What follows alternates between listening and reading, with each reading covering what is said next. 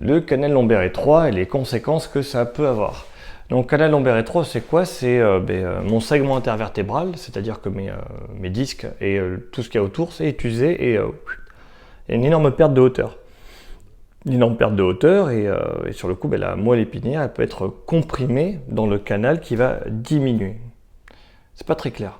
Donc il y a les vertèbres, le disque, une espèce d'anneau dans lequel passe la moelle épinière et la tige derrière. La tige c'est ça, les disques sont devant là, tac tac.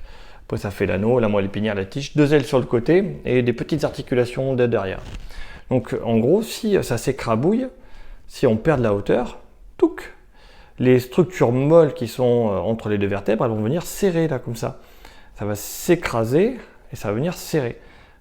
Il y a moins d'espace en hauteur, donc ça va venir s'écrabouiller en bas. Et le canal va être comprimé parce que ça va être étroit.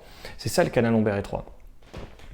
Et qu'est-ce qui se passe? Sur le coup, comme la moelle épinière est comprimée, les racines nerveuses sont écrasées, et je vais avoir du mal à marcher. Tout va aller lorsque je suis en position comme ça. Hop, je vais montrer. Lorsque je suis en position en vrac, ici, là, en hyperflexion, il n'y aura pas de problème.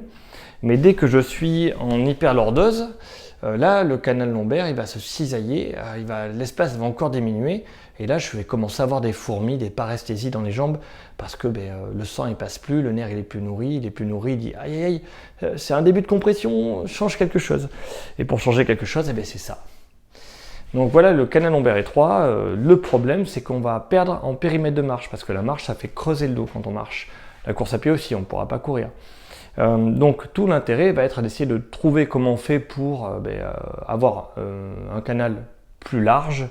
Ça passe essentiellement par une bonne musculature. Et après, comment on fait pour faire passer les paresthésies, les gènes? Ça va être par des mouvements où on se penche en avant pour retrouver en fait de l'espace. L'espace du canal lombaire est naturellement plus important dès qu'on se penche en avant. Donc si je m'assois mal comme ça, j'ai de l'espace. Si je me tiens comme ça, penché en avant, j'aurai de l'espace aussi. Dès que je me redresse, j'aurai moins d'espace, je peux avoir des fourmis. Il faudrait que je fasse une série de vidéos là-dessus parce que c'est un peu compliqué, je m'en rends compte maintenant que je parle.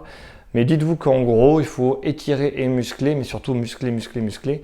Et vous avez des positions de repos ici qui sont un peu nulles parce que vous allez vous créer des problèmes de sciatique ou autre par des mauvaises postures. Mais malheureusement, là, c'est cette mauvaise posture-là qui vous permettra de tenir une activité pendant longtemps, sans avoir trop de fourmis, trop de gêne, trop de dérangements, trop de douleurs. Vraiment, je fasse des vidéos là-dessus.